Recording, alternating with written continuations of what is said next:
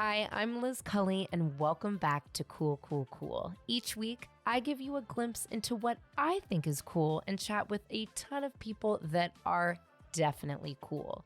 No topic is off bounds unless I guess it's not cool. Welcome to Cool, Cool, Cool.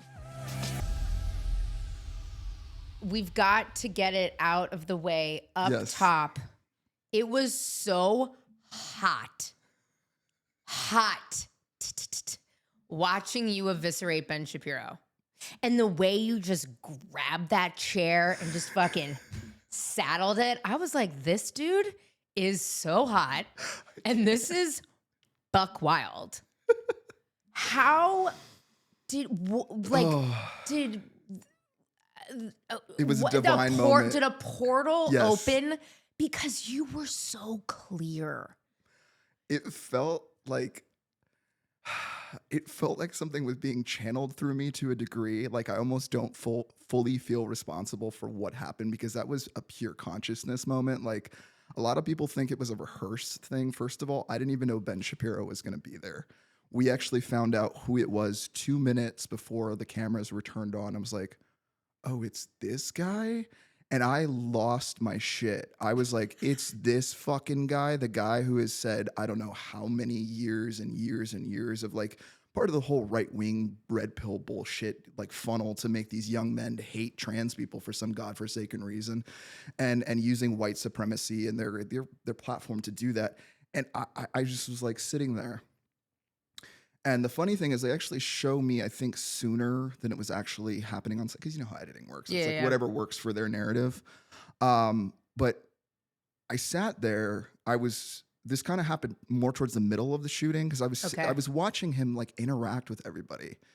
And to me, it just felt like, you know, like those B-list actors that just don't get the commercials. Like they try so fucking hard. I don't even think it's Hollywood. B, baby. I think it's C. We're on C. B-list is like actually getting work these days. Like, but you know those people that are just like, I want to be in Hollywood so bad, but it's like, bro, they're clawing at the hoof of the demon. And if you listen to my episode a week ago, we talk about demon possession. And those are the people that want the deal from the demon so badly. They're like clawing at the hoof. You have to have a level of like just a natural, it doesn't even have to be that much, but you just got to have a little something. Like even Trisha Paytas finds her way in her niche to have like, listen, I know problematic, but she can still find her way in her niche to entertain folks. You know, there's always an angle, you know, but like with him, like even on set, he was just kept going like, hi, I'm Ben Shapiro. Like it was so rehearsed and I was like, oh my God. So like I knew what the gag was. And the whole time I'm sitting there kind of like trolling and I was like, this is the guy. I was like, God, you're so small. I thought you were going to be bigger in person. So they don't show any of that. So I'm trolling him like the whole time. Oh, you're talking to him. Oh, so like, yeah, because we're sitting in the circle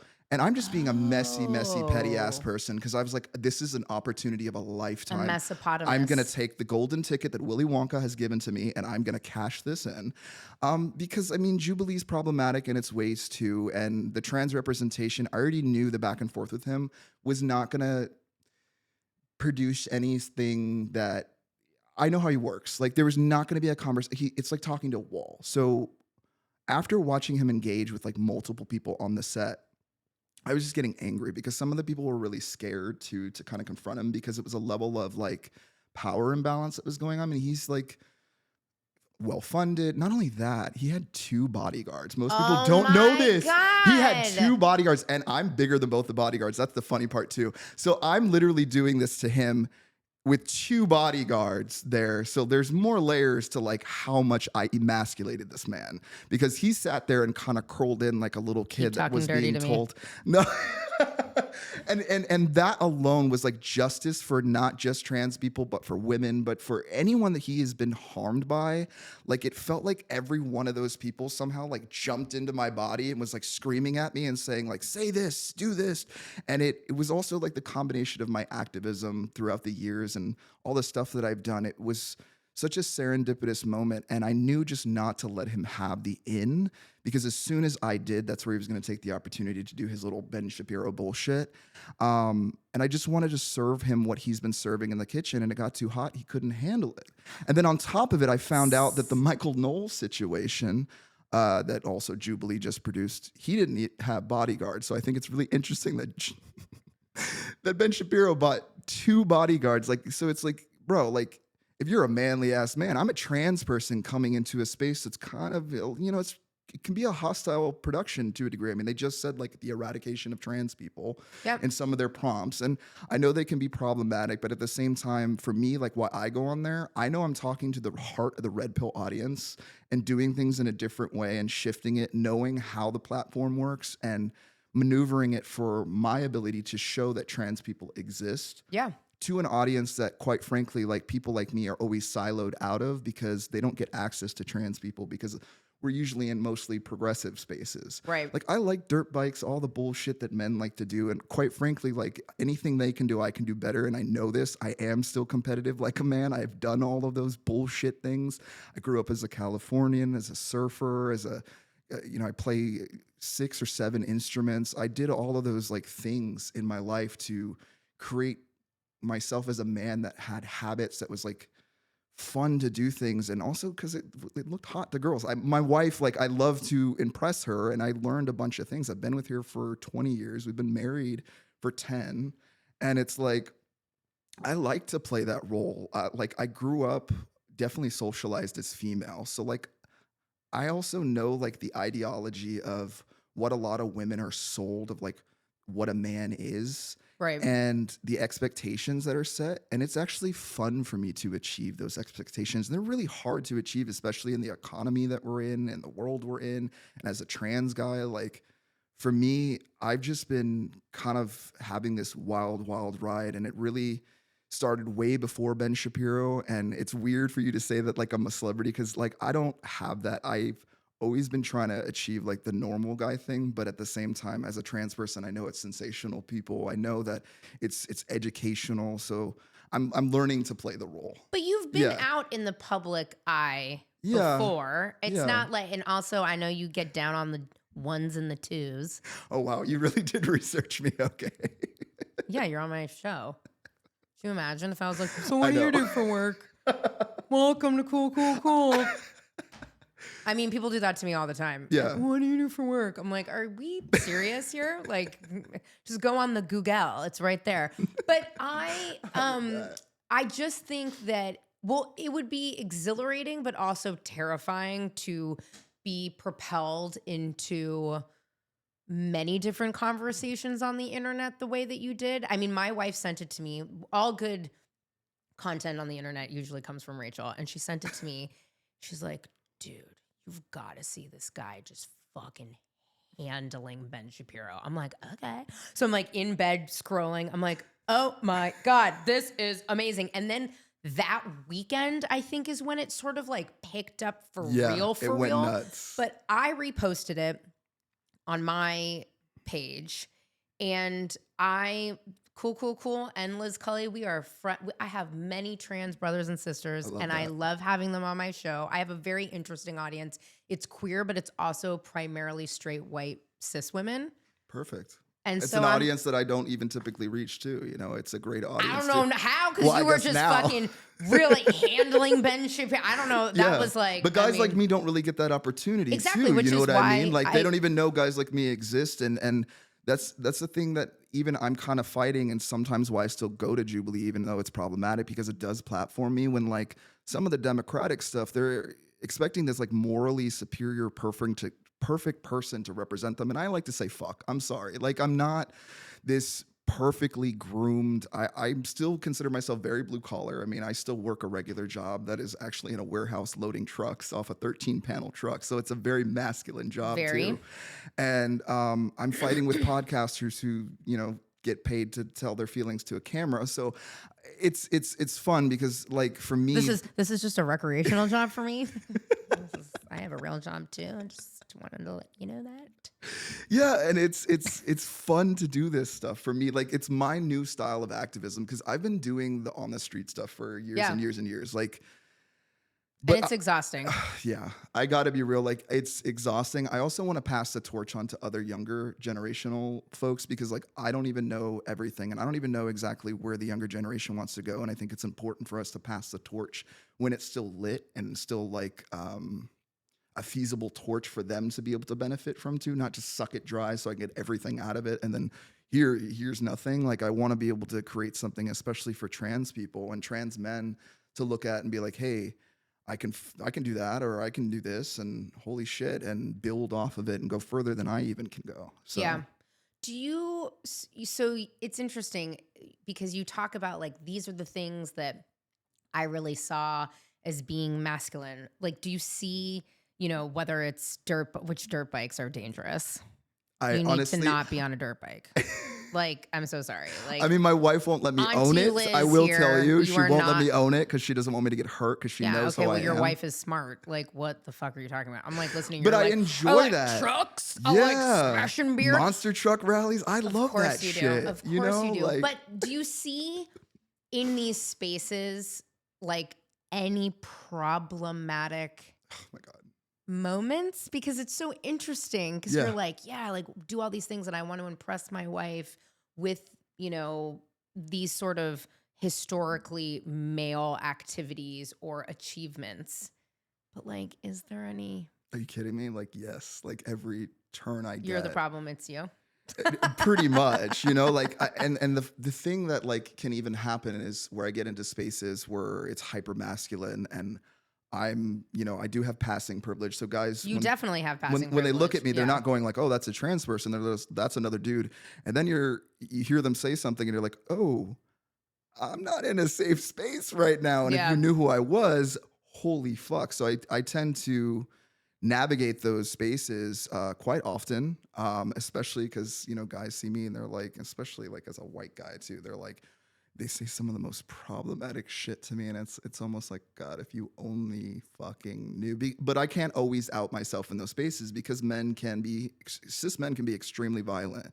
So I have to 100%. navigate that. But at the same time, sometimes when I'm in those toxic spaces, especially how men work, I don't always need to out myself. Sometimes I play their like competitive toxic masculinity thing, and then like I kick their ass at something, and then I kind of out myself, and then they can respect that more because men kind of value that like meritocracy bullshit, that it's because they love hierarchy because they keep calling themselves leaders, but they're always looking for somebody else to call daddy. There's so much for that. But like, did Ben Shapiro say thank you for fucking whooping his ass on camera? I know that he has nightmares about me. And He must. you spanked him to death. I mean, I was just like, did you talk to him at all after it?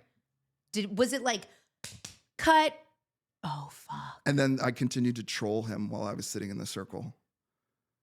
I called him a fag. Like they didn't. Did? Oh yeah. I was like, God, he's acting like such a fag. I mean, honestly, like.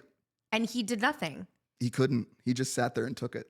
Really? Yeah. Why do you think he agreed to do that?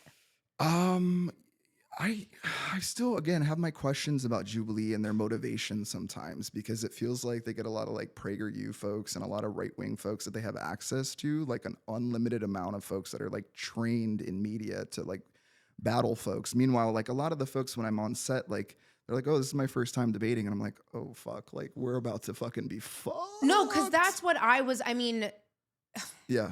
That's what I meant when I was like, did the skies open? And like, you were so clear. I didn't know who you were. I watched the video. I did my online research because I also am a sleuth, as many people are these days. But I'm like, okay, you've definitely West Hollywood, done a lot in terms of like the community, etc. I changed the state law, actually. Like, please tell us right now. Well, I mean, it's a really messed up story, and it's kind of deep to get into, and I don't want to get into the sad stuff too much because I love to be celebratory right now, and I want to stay in that. But I will get you into how we did it. Was I experienced an essay incident in West Hollywood, and it really went really bad for me. Luckily, because I was on the board with the city at the time, working as an appointee, as a mayor and city council, advising the city on how, politics and stuff should work for especially trans people in the city. I did have privilege to bring what happened to me to light to council in a way that so many other people were not able to bring to light, because that area's had issues from, allegedly, and I'm going to say allegedly so nobody gets sued, all the way back until about 20 years ago, where there's just been like this drink spiking situation. It happened to me. Here Lounge. Christmas Eve. So, yeah. 2013. Yeah. Yeah, but you know that they like to sue, so that's why we say allegedly as much as Well, you it know. didn't. I guess it allegedly I know. happened to me, but I it. know. I Well, was and always advised to say allegedly just because they are so adamant about suing, but I also want to find a way to tell stories. And I even had to find like loopholes and ways to even get my story across. Like city council right now had to actually even write a rule for public meetings because I had 4 people sign up for public comment, and then they all donated their time for me so I could actually have like 8 minutes to speak instead of just 2 minutes. Like I that's cool. found that loophole, but then they wrote that like now you can't do that. You can't share your time. But at the same time, it's like finding those ways to stand up for people has always kind of been my thing. So you used your My access. connections and access with West Hollywood to impact law in West Hollywood or statewide? Both. So Okay. what basically happened was, I brought everything to light, so much so that we had the sheriff's department involved. I mean, you can actually watch some of the stuff on my TikTok as you have Zoom videos of the sheriff's department basically admitting that they failed me on my case. I walked into the police station and I tried to make a rape case report, and they denied me access to make the rape case report, even though I just came from the hospital and I'm still bleeding at the time. The hospital also failed me. They didn't do a good job. And there's this horrible feeling of being a trans person and waking up, with no clothes on when, at a hospital, and they're Of not even course. willing to do a rape, treatment. They're just treating it like a drunk tank situation and like slap me on the back and get out. So as I brought all of the things that were happening to me to light directly to council, and I presented it in a way where I had, statistical data. I was looking at the reports that the police was actually like, I went in and I also like had access to, because again, I worked with the city. Yep. And there was a lot of allies that were also helping me too. I mean, shout out to Jackie Steele. She was a big ally for me, working even with the DA directly, and getting a lot of the stuff handled that we needed to. And then the mayor at the time, which was Seppi Shine. It was Seppi. I was going to ask if it was Yeah, Seppi. Yeah. was really supportive along with John Erickson to spearhead this. So we actually created the legislation for the bars all Test to have strips. the test strips. So what ended up happening is it became so successful that other folks heard about it, and then we pushed it upstate, and then state then pushed it now as of July 1st of 2024, I believe, Yeah. 2024. It kicked in, so now all bars have to offer those test strips or even drink covers, just some sort of accommodation, because it was happening so often. And it was an issue that it was so intersectional in the way that we stood up for folks. Because as I came forward as a trans person, it was a huge swath of gay men, Yeah. actually, that like thanked me for that work because they were silenced. I mean, I don't know. Do you know about like the Ed Buck situation? So awesome.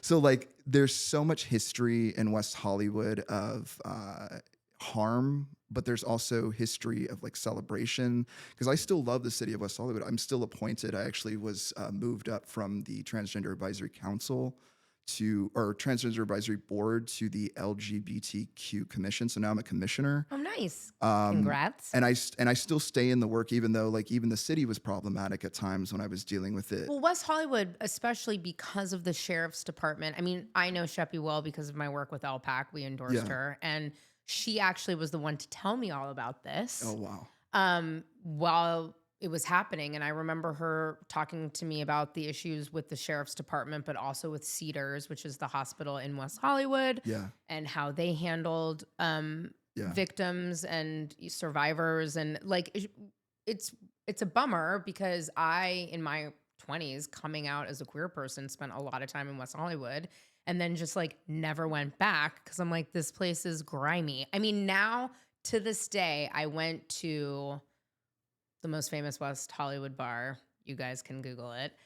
And they had like a relaunch opening, and I went, and I'm like, yo, I'm not drinking a damn thing up in You don't here. feel safe too. Hell no. Yeah. And everyone's like, what? I'm like, no, honey, I'm not drinking nothing. I don't trust the people behind the bar. I don't trust the people around the bar. I don't trust. And that's so sad because, now more than ever, we need our queer spaces 100%. because everything's under attack. And that Yeah. has always really bummed me out about West Hollywood. And I lived in West Hollywood for 11 years, Wow. you know? Yeah. So I do love the free gay bus though.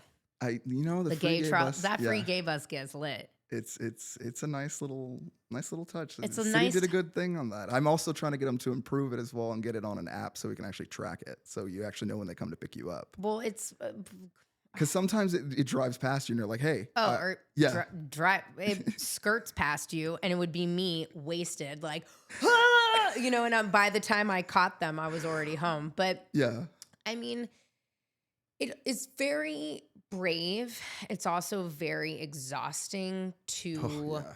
advocate for other people while you're going through trauma. Mm-hmm. So thank you. And, you know, you were very public with what had happened to you. Yeah. I know for me, it's interesting. People have asked me, like, you know, why do you so freely now talk about the essay that's happened to you? And I'm like, because for me, the more I talk about it, the more it like releases Exactly. the dirty, dirty stigma that I felt for so long, and the secrets, and, you know, and it's, if we don't talk about it, think bad things happen, right? Like, look at our government. It's like, they don't want us to read or write or talk to each other or vote you know. And especially married women, if you don't have a passport right now, they're working on that whole legislation that, like, if it doesn't match your birth certificate, you won't be able to vote. Did you know that? Yeah, like, that's happening, I think, like yesterday. Shane, I'm too tired for I this. know, but I have to stay educated. No, you have to say everything. That's why you're here. Oh my God. It's funny because I don't understand why trans folks have become so. I mean, I understand, for me growing up, though, San Francisco kid, I was blessed to be around trans folks my whole life. Yeah. It is so frustrating. That's me. I understand, but it's so frustrating. It's so hurtful, and it's so painful that trans folks are being so viciously targeted by our government. Mm-hmm. When in fact, it's such a small portion of the human population. You know, it's like such a small portion of the population. That is why I personally try to have as many trans folks on the show as possible, to show how many backgrounds, stories, visibility, etc. I go back to you kind of having this overnight fame. What was it like meeting other trans? I can't imagine how many trans folks reached out to you. Well, I mean, it's interesting because the messages that I received were a lot of hate messages, actually. From trans people? No, not from trans people, but I mean, just it inflooded like my box. So like, I didn't even fully open it because I was worried that you wouldn't accept. Okay, so I reposted your video, and unfortunately, anytime I have, again, anything from serious to hilarious conversations with trans folks on my show, any clip is gonna go viral. One. And two, the hate comments are just like out of control. And I don't even know how we could be talking about just existing these fake, beautiful flowers from Michael's. Shout out to Michael's. Shout out to Michael's. Sponsorship coming soon. Sponsor my podcast. And somehow they will know. And I'm like, what is wrong with you? But the hate comments were out of control. I had to turn off the comments. I have since turned off the comments for cool because I just can't handle it anymore. Yeah. But I had followed you, DM'd you, and I was like, I'll never find this guy. I'm never going to be able to find him, because I can only imagine he's probably turned off commenting. I did for just a period of time, because it was just overwhelming, because it's not something I'm used to have the notification. My phone was just like, I was like, oh my God. I just needed, I felt like I couldn't even take a phone call or make a text message or just scroll on TikTok for myself. You had like a 2005, I watched, because again, I'm a psycho person. Are you seeing a theme? And you were like 2000-ish. Yeah. And then it was just like 16,000. Yeah. And I was like, oh shit. Yeah, that's aggressive. Well, TikTok actually was the more aggressive one. I mean, I had... I can't. TikTok, I don't understand. I love TikTok. Are you kidding me? TikTok is the reason why I'm on social media. No, and I'll tell you why. This date was going so good. I know. This date was going really great. I know, but I gotta tell you, the reason why I loved TikTok is because I grew up I don't know how much you know about me, but I grew up as, a Scientology kid. So I grew up like, Oh boy. yeah. I don't know about this. Oh, yeah. No, I I grew mean, up as a CC kid. are we going to talk about underwear and aliens? Magical underwear and aliens? Is that right? Was Scientology? Well, I mean, that's what I grew up as, right? I mean, that's in LA. That's what my family practiced. Or your were your parents like actors or anything? No, they just Okay. were really dedicated to Scientology and still are to this day. My whole family is. Are you a Scientologist? No, not at all. Not at all. I left at, I guess, 15, 16 years old and never really looked back. Can I ask you a question I don't understand Sure. about Scientology? Yeah. Is the Sea Org people going and working on a yacht? What is the Sea Org? I don't get it. Are they on a boat? So it's a giant Ship. like a Royal Caribbean style like ship, basically. Oh, it is a ship. Yeah, like it's a ship. Like they live on it. It's Where is it? I guess it's in Florida. Like Of again, course it's in I haven't Florida. been so looped in because I kind of tried to delete as much as possible from what I've seen. But I born and raised as a second gen Scientologist. Left at 15. But that also even shaped how I've moved because watching, like when people ask me questions about the Sea Org, I laugh at it because I'm like, oh my God, yeah, we're gonna talk about like the craziest parts of Scientology, of like, the child labor and crazy. I mean, I think the whole thing it truly is crazy. No, it truly is. But respectfully, no, 100% respectfully. But like as I've gotten older, and I have such qualms with Scientology. Like I am like so not cool with a lot of the things that happen. But at the same time, like for my mom and dad, like my mom and dad were hippies, like huge hippies, and did hella drugs. in Laurel Canyon. No, in New York. So like they were Oh. like the 70s, like A lot of hippies Scientologists. yeah, Like Elizabeth Moss, who's from Laurel Canyon. Her parents Scientologists. exactly. And the thing is Which like you would have to be on LSD to think any of that shit made any sense. a little bit, truly. And like I used to have such a visceral, honestly, like hate for them still, even to this day, practicing the religion. But as I've gotten older, I've really taken a look at it, and like in some ways, I'm thankful for it because I don't know if my parents would have gotten their shit together because they used it in that way. So I try to be more respectful, even though I used to be so disrespectful, honestly, with it. And there's still so many reasons to be disrespectful Shane, with you it. want to go on a cruise? I don't. Trust. I I've you got want to go so on a much, Floridian like, cruise. and I don't want to sound positive for Scientology either. It's more of like respect for my mom and dad's belief. No, I in think that that's sense. very, listen, You as know, we and get it took me older, so long, Yeah. like 20 years literally, to even be saying this. And I know my mom stalks me on the internet too, and she's probably going to watch this as well because I Oh my don't God, really please watch it, have like, a subscribe. relationship with her, honestly. She Really? still even misgenders me. Yeah. No. Oh yeah. Oh, I don't have the Shane, I'm supportive sorry, family honey. that everybody sees, and that's why like I've done the activism that I've done, because you've got now these young like 20 something trans guys coming out, and their families like supporting them and stuff like that, and that's been so beautiful to watch that even happen, and know that some of the work that I've done is part of the reason why that even exists. Like I know I'm not going to get the perfect life because of some of the cards that I've been dealt in life, but I want to try to do my best to make an impact so others that are dealt those cards don't deal with such like shit, you know? Yeah. Yeah. That's nice. We're going on so many tangents and I love it. I didn't even I'm know so where we were ADD. going. I know. Nobody ever does. Hop on the cool train. You never know. But just to tell you, okay, because you want to know this Sea Org thing, because everybody wants to know No, that. I actually don't. I really just wanted to know if there was an actual boat. No, they're totally a boat, and they totally make people work and sign a billionaire contract. Did you ever meet Tom Cruise? So Everybody asks you that. I was a CC kid, meaning I grew up running around the yards of Celebrity Center. So I can't say what I saw, but I saw people and I know things, and I grew up in that. And I left that because it's a really funny so weird. It actually relates to Titanic in some weird way because I saw it as a kid. No, I know. I have a direction there. You know when Jack goes downstairs, like they're all upstairs and they're like eating fucking caviar and it's like so fucking bleh.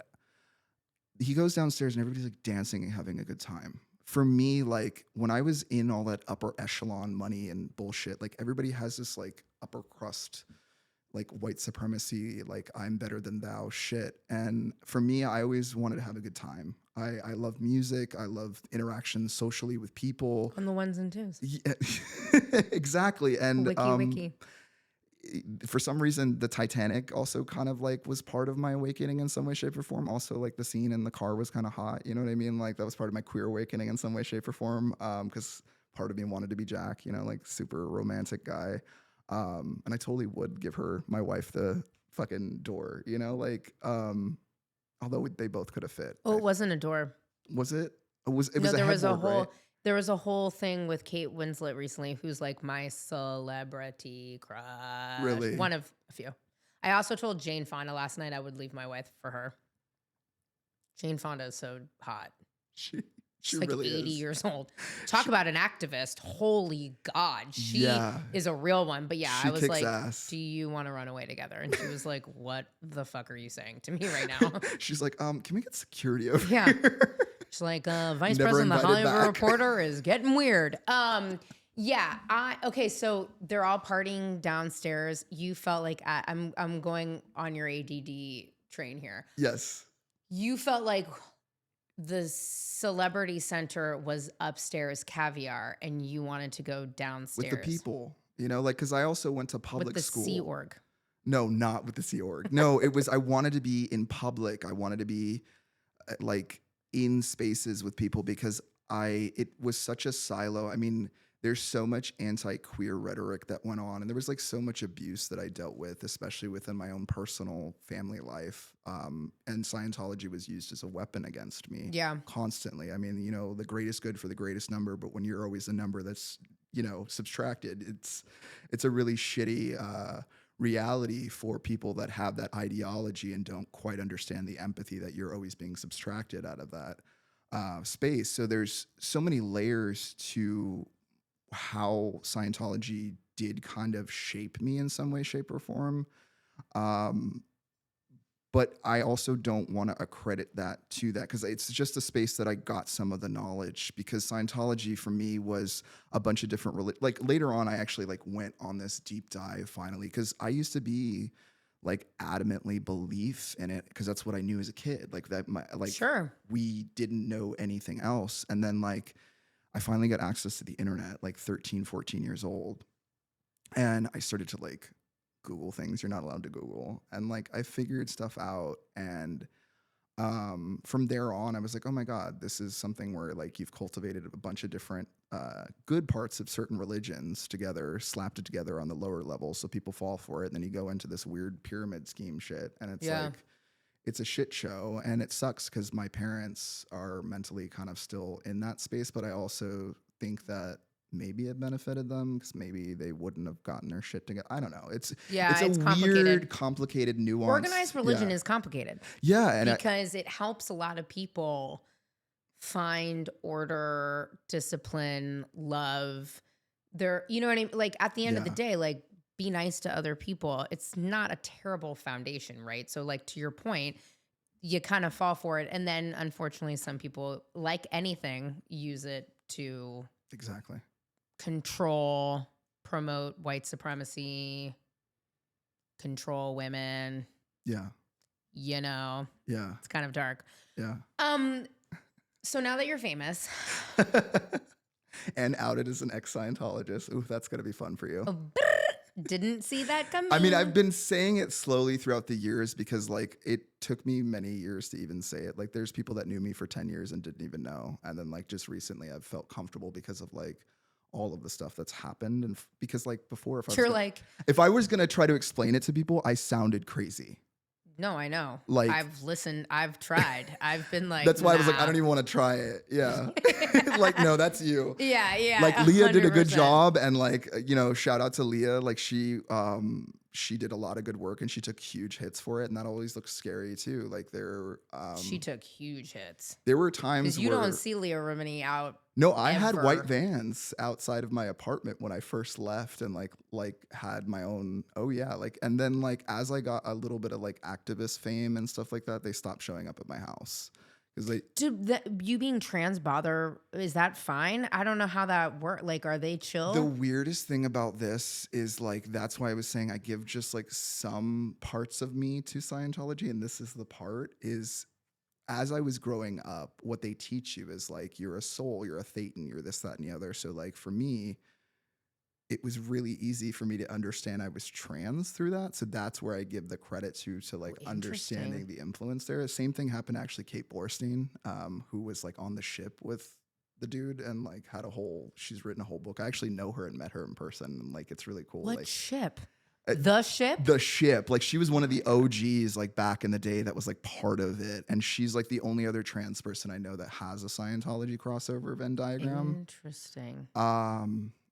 But yeah, I met her and it's interesting because like some of their beliefs are very, like take responsibility, do this, do that. And like those things are like just basic virtues that any religion most religion has lovely basic virtues. Yeah. And then it just goes.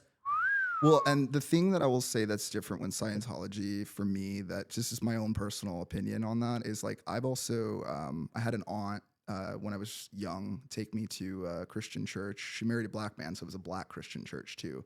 Because she, I think, was trying to like instill. Literally the only church I want anyone to take me And to. I got to tell you, like that experience is also part of my like, it's Titanic, it's this experience too. Like she took me to a black church. She got my ears pierced, which my mom like wouldn't let me do. And she took me to church and like, there's a certain vibration that come from spiritual people or even non-spiritual people. Like even when I'm around like atheists in a protest, like there's a certain vibration that comes from humans. I've never felt that in a Scientology space. And that was, again, that whole like Titanic story is like that feeling of like that vibration of humanity. Like it vibrates at a certain level and it's beautiful. Like, again, I don't look at any practice religion. Like I can go into almost any religious space and sit in it and appreciate it because I think that there's beauty in all of them. But when it comes to like Scientology, I never felt like that vibrational thing. That I don't know if you know what I'm exactly talking about. What you're talking it's about. like you feel it and you're like, yeah. And like even if you're not Christian, you can go to a Christian church, or even if you're not, Hindu, you can go into that space and you can be like, there's something. No, you feel it. Yeah, you like feel it's the like vibes. it's like a ding or something. Like I don't know, it's like a noise too. Yeah. It's also on mushrooms. I feel that way. Yeah. When I take mushrooms, like ding. Yeah. Yeah. And then all the colors are so pretty. Do you feel like chicken tonight? Sorry. I can't. I'm so sorry. I'm not. Messy. You are so silly over here. I did not expect that. I thought you were just going to come in here again. No, are you kidding me? I knew what I was doing. Like, I'm also a theater kid. I like. Oh, shocking. Yeah, like the way you. Whip that chair around in front of Ben Shapiro. What's his name from Roseanne, the dad? Oh yeah, Dan. I was embodying him. Like, remember when he like sat down at the table and was like, that was like my moment there. And it's funny because a lot of people in the comments were like, "Wow, he's really giving Roseanne." I'm fucking dead. Yeah. I'm dead. Yeah. Dead. Like a 90s sitcom where it's like, you got to stop doing drugs. Like, that's how I felt like I needed to talk to Ben. Like, it's almost like a drug, the attention for him that he gets, not realizing like I said, like, don't you have a daughter? And I hope that impacted him in some way, shape, or form. When you said that, I hope it does too. It looked like it did. It did for a slight He looked like second. he was human for like 1 second. Sort of. I mean, I know. I was that like, guy holy is shit. Real scary. Yeah. And it's so. He's from the streets of Burbank too. Did you watch like some of that? I did. Oh my God. I sure did. That's the whole thing, right? Is through the last year, really, I had a longtime friend reach out to me, just again, because I'm obviously very out there with my politics and supporting all these different candidates. And, you know, people love to tell me their opinion when I have not asked for it, especially white cis men. Tell me I'm about like, it. let's hear it. Okay. And he wrote me and he's like, Liz, it's just the trans stuff. I can't get over it. And I wrote him back and I'm like, why are you so obsessed with trans people? 1, 2, trans people have always existed. They have. 3, I don't have a problem with you liking football. I don't want to watch football. Yeah. I don't want to be around football. I don't understand football. I don't understand the plays. I don't know how they memorize stuff. They say, oh, the plays, and then they play the play. How do you do that if you're playing a game? I could totally explain it all to you, but I know you don't want to know. Want to know, and I don't get it. Okay? Yeah. What the fuck? And I just, for me, and we no longer speak. Oh.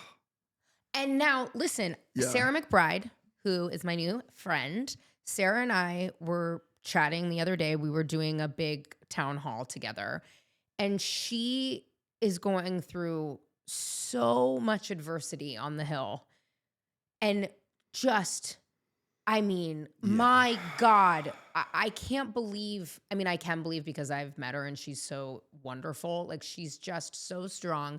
And she said to me, she's like, Liz, we have to embrace non-perfect allies. We can't just stop talking to people. We have to have the conversation. You've got to. Like, if we just start cutting people off, Yeah. then it stops, right? Yeah.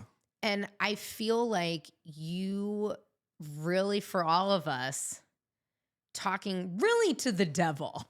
Ben Shapiro is like the devil. It felt like I was talking to the entire party through him. Like, that's kind of how it You felt. were. Yeah. Did you find that there was anyone at all that reached out to you that was like, you know what, Shane? I might not be all the way there, but you got me thinking.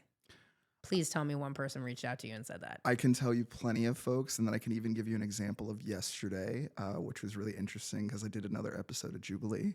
You need to stop doing that. I mean, now, I listen know. to me. I'm like, know. let's not cut people off. But I'm like, I don't know about this. Anyway, but No, yes, and I that's fine. hear you on that. But what was interesting is it was the other side, was the non-progressive side, came over in their little red shirt and was like, I know we're not on the same team, but I'm a huge fan. I love that. Yeah.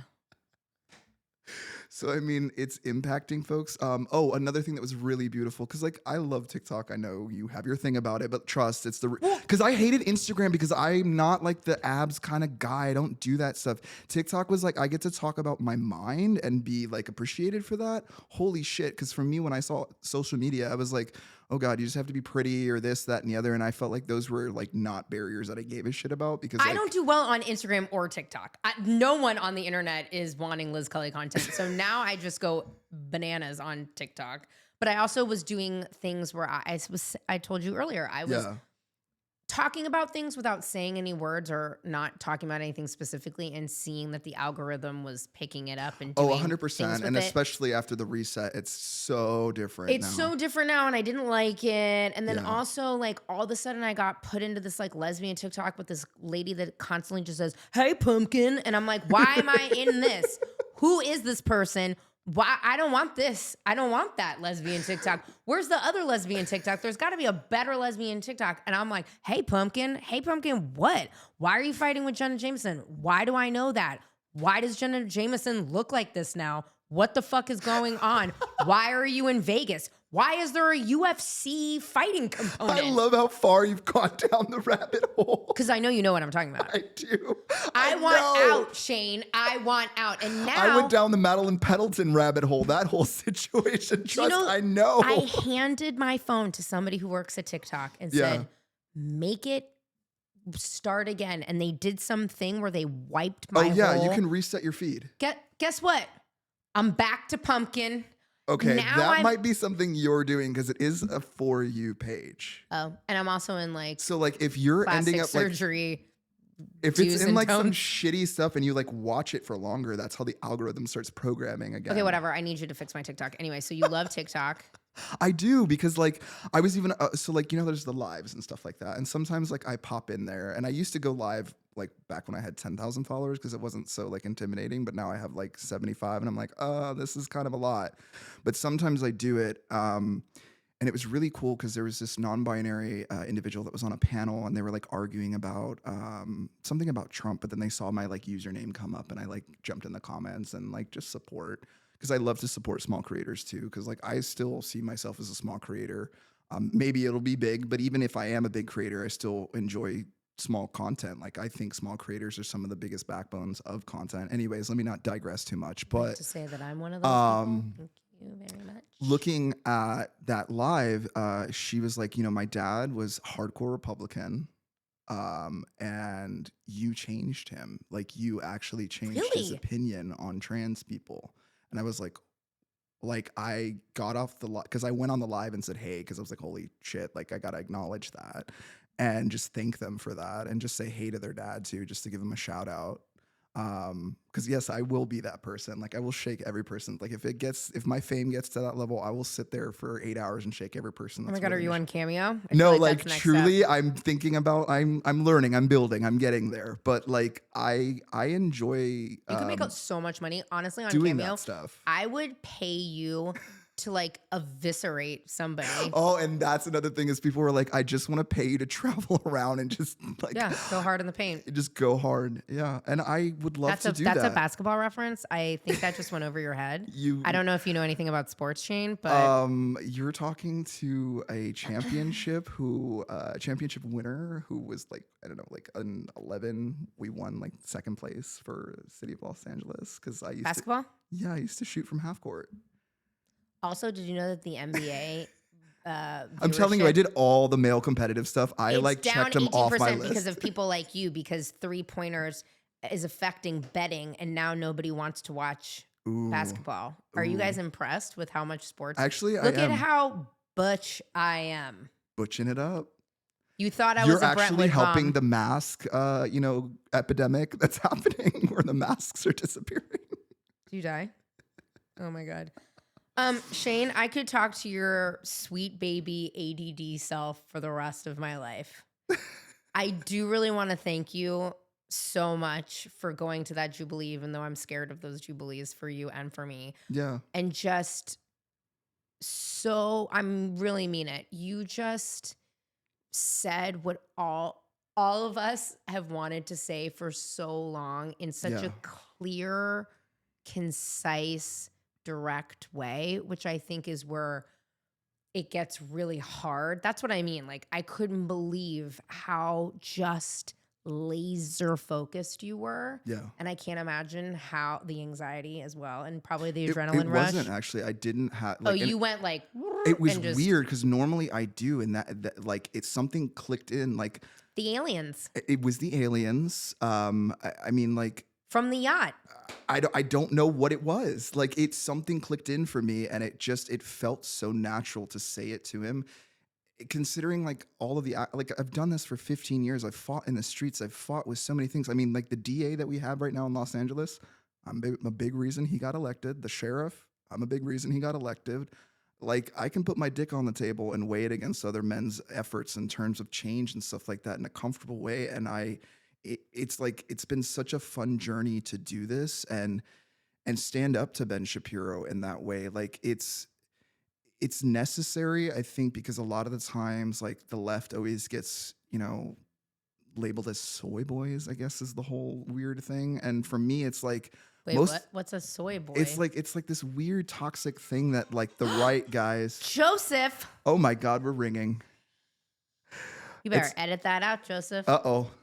You better timestamp that. What's a soy boy? So a soy boy, Like SOYBOIE? I honestly don't know exactly. I think it's Like soy, like like edamame they're- beans? it's basically trying to insinuate that they're like weaker Soft. men, that they're soft, right? And to an extent, like media hasn't always done the best in terms of like representation. Because again, you haven't seen somebody like me, even though I've been in activism for years and years. Because like there's been this nuance in Hollywood of like, we want to have the conversations, but we also don't want a white guy representing it too. So like, my representation could have been confusing for some of the community members and intersectionality, especially in my community, because Black trans women really experience so much violence. And Yeah. it's important to really highlight that.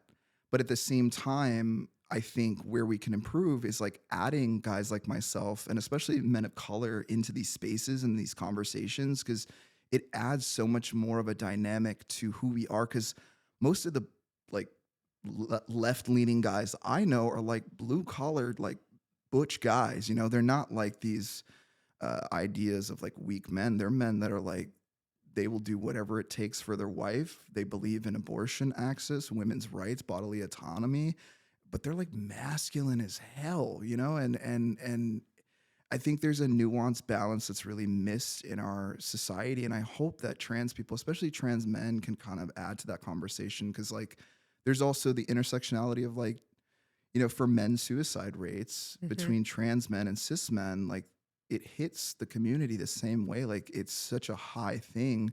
And this male loneliness epidemic, which I honestly, it's self-induced. We have to be real about that. But at the same time, there's not like positive role models for these guys to look up to. Like for me, I'm very traditional in some ways, shape or form, because I learned how to change a tire and do all of the things that you need to do in order to provide as a man.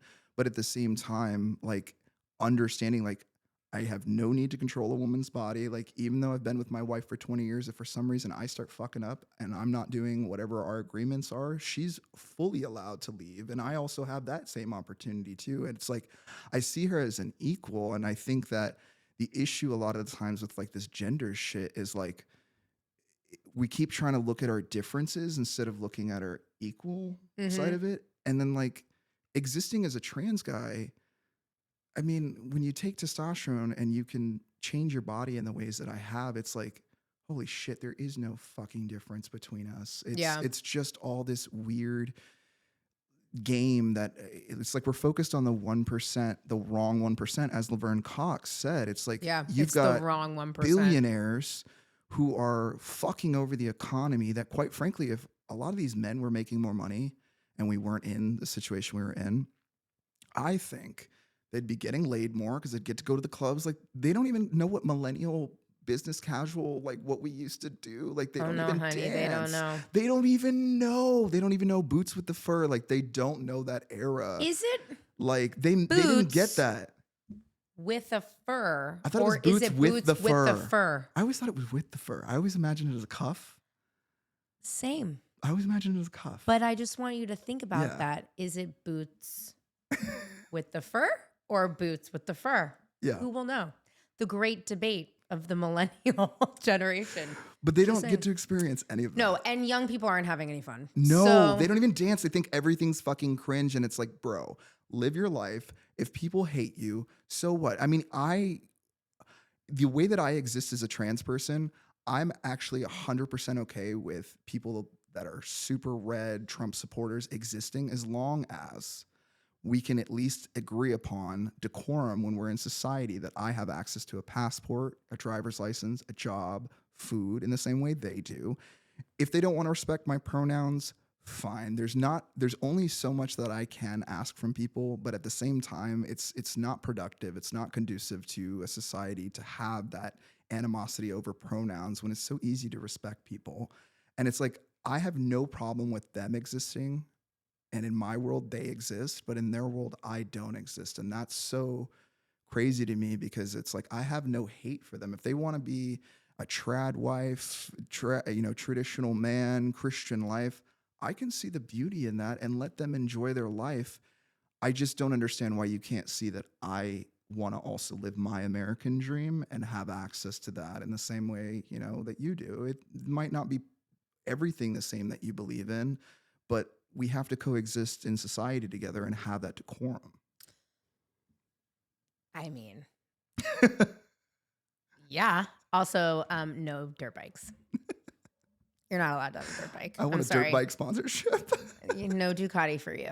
No, I want to do all that stuff. I even want to I know No. even Hassan is problematic, but I would love to do a stream with him too and do some bro shit. I want to do it. You know, I know he's problematic, but again, like we've got to find a way to find our commonalities and fight like Dirt the bikes. fascists. It's dirt bikes. It might be. It's dirt bikes. It might be. Honestly, I don't want to work.